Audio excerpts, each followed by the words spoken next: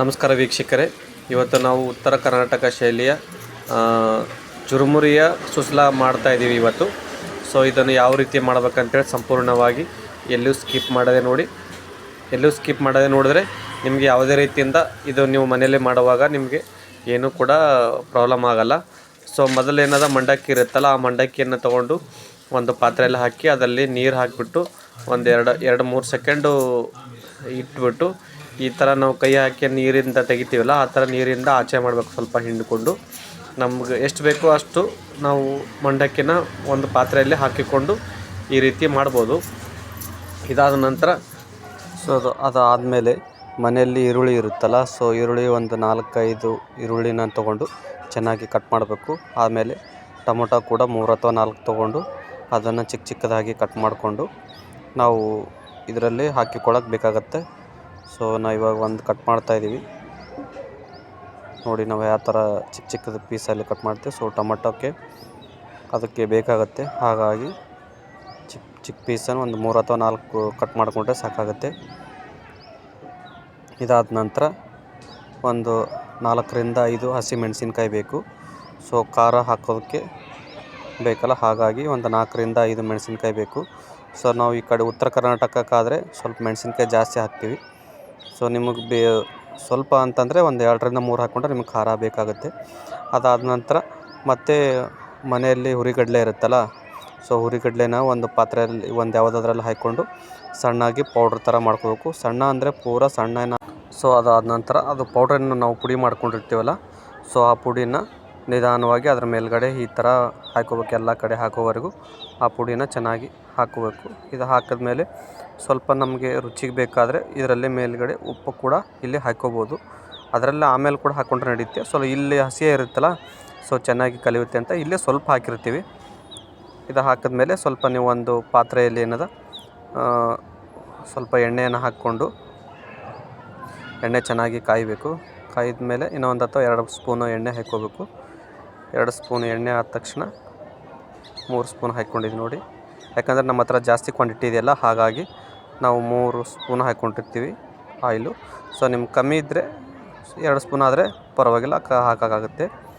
ಹಾಗಾಗಿ ಇದು ಕಾದ ನಂತರ ನೆಕ್ಸ್ಟು ಸ್ವಲ್ಪ ಸಾಸಿವೆ ಜೀರಿಗೆ ಇರುತ್ತಲ್ಲ, ಸೊ ಸಾಸಿವೆ ಜೀರಿಗೆ ಹಾಕಬೇಕು ಅದಕ್ಕೆ. ಸೊ ಒಂದು 2-3 ಸೆಕೆಂಡು ಬಿಟ್ಬಿಡಬೇಕು. ಸೊ ಚೆನ್ನಾಗಿ ಅದು ಇದಾಗುತ್ತೆ, ಬಾಯ್ಲ್ ಆಗುತ್ತಲ್ಲ, ಸೊ ಈ ಥರ ಆಗುತ್ತೆ ನೋಡಿ. ಚೆನ್ನಾಗಿ ಇದು ನಾವು ಬೇಯ್ದಮೇಲೆ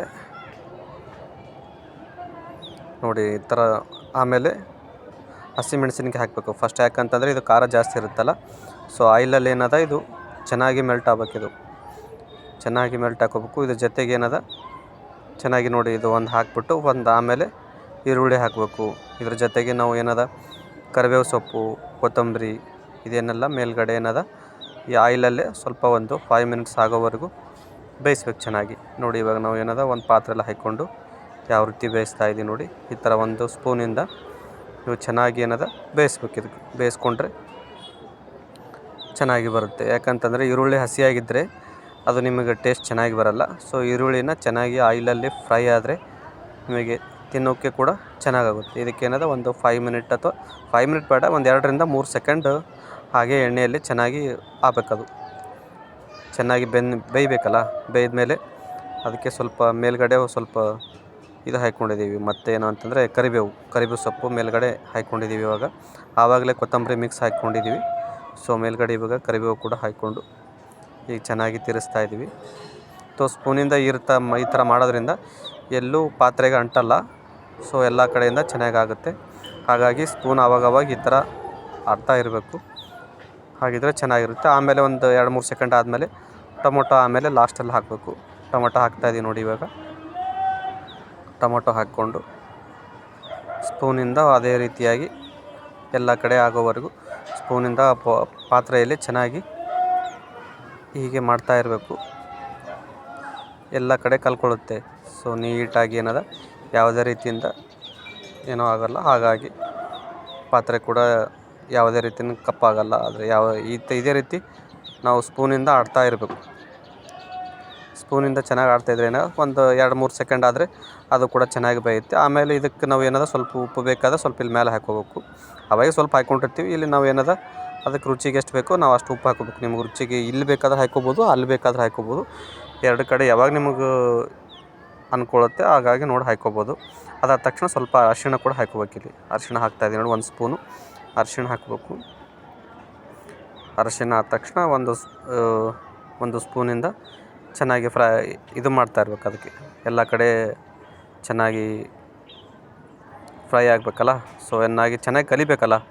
ಈರುಳ್ಳಿ, ಟೊಮೊಟೊ ಇದೆಲ್ಲ ಚೆನ್ನಾಗಿ ಕಲಿತ್ರೆ ಚೆನ್ನಾಗಿ ಬರುತ್ತೆ. ಹಾಗಾಗಿ ಇದನ್ನು ನಾವು ಟರ್ಮರಿಕ್ ಹಾಕ್ಕೊಂಡ್ಮೇಲೆ ಇದನ್ನು ಈ ರೀತಿ ಸ್ಪೂನಿಂದ ಚೆನ್ನಾಗಿ 2-3 ಸೆಕೆಂಡು ಮಾಡ್ತಾ ಇರಬೇಕು ಇದೇ ಥರ. ಸೊ ಹಾಗಾಗಿ ಎಣ್ಣೆಯಲ್ಲಿ ಚೆನ್ನಾಗಿ ಅದು ಕೂಡ ಬೇಯುತ್ತೆ. ಬೇಯ್ದ ತಕ್ಷಣ ಮತ್ತೆ ನಾವೇನು ಮಾಡಬೇಕಂತಂದರೆ 2-3 ಸೆಕೆಂಡು ಮತ್ತೆ ಬಿಡಬೇಕು. ಅದಾದ ತಕ್ಷಣ ನಾವು ಇದು ಮೊದಲೇ ನಾವು ಮಂಡಕ್ಕಿ ತೊಗೊಂಡಿರ್ತೀವಲ್ಲ, ಇದನ್ನು ನಾವು ಮೇಲ್ಗಡೆ ಹುರಿಗಡಲೆ ಹಾಕಿರ್ತೀವಲ್ಲ, ಸೊ 1 ಸ್ಪೂನಿಂದ ಅದು ಕೂಡ ಚೆನ್ನಾಗಿ ಈ ಥರ ಮಿಕ್ಸ್ ಮಾಡ್ಬೇಕು ನೋಡಿ. ಇದು ಈ ಥರ ಮಿಕ್ಸ್ ಮಾಡಿದ್ಮೇಲೆ ಏನಾಗುತ್ತೆ, ಸೊ ಎಲ್ಲ ಕಡೆ ಪೌಡ್ರ್ ಏನದ ಕಲ್ಕೊಳ್ಳುತ್ತೆ. ಇದು ಈ ಥರ ಮಾಡೋದ್ರಿಂದ ಯಾವುದೇ ರೀತಿಯಿಂದ ಗಂಟು ಆಗೋಲ್ಲ. ಹಾಗಾಗಿ ಪೌಡ್ರ್ ಹಾಕ್ಕೊಂಡು ಮಿಕ್ಸ್ ಮಾಡ್ಕೊಳ್ತೀವಿ. ಮಿಕ್ಸ್ ಮಾಡಿದ ತಕ್ಷಣ ನಾವೆಲ್ಲ ಇದು ಪಾತ್ರೆಯಲ್ಲಿ ಅಷ್ಟು ಅದರಲ್ಲಿ ಹಾಕಿಬಿಡ್ಬೇಕು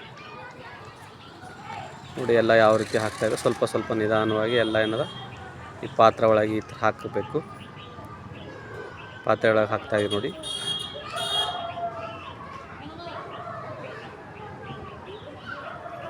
ಪಾತ್ರೆ ಒಳಗೆ ಚೆನ್ನಾಗಿ ಆಗುತ್ತಲ್ಲ. ಸೊ ಹಾಗಾಗಿ ಅದು 1 ಸ್ಪೂನಿಂದ ಚೆನ್ನಾಗಿ ಅದು ಹಾಗೆ ತಿರುಗಿಸ್ತಾ ಇರಬೇಕು. ಒಂದು 5 ಮಿನಿಟ್ಸ್ ಹಾಗೆ ತಿರುಗಿಸ್ತಾ ಇರಬೇಕು ಅದು ಒಳಗಡೆ ನೋಡಿ. ನಾವು ಯಾವ ಥರ ತಿರುಗಿಸ್ತಾ ಇದ್ದೀವಿ, ಒಂದು ಕೈಯಲ್ಲಿ ಏನಾದರೂ ಬಟ್ಟೆ ಹಿಡ್ಕೊಂಡು, ಯಾಕಂದರೆ ಅದು ಪಾತ್ರೆ ಹೀಟಾಗಿರುತ್ತಲ್ಲ, ಸೊ ಹಾಗಾಗಿ ಅದು ಹಿಡಿಯೋಕ್ಕಾಗಲ್ಲ. ನೀವು ಕೈಯಲ್ಲಿ ಏನಾದರೂ ಹಿಡಿಯೋದಿದ್ದರೆ ಅದನ್ನು ಹಿಡ್ಕೊಂಡು 1 ಸ್ಪೂನಿಂದ ಚೆನ್ನಾಗಿ ಎಲ್ಲ ಕಲಿಯೋ ಹಾಗೆ ಮೇಲಿಂದ ತೆಳಗೆ ಒಂದು 5-10 ಸತಿ ಮಾಡ್ತಾ ಇರಬೇಕು.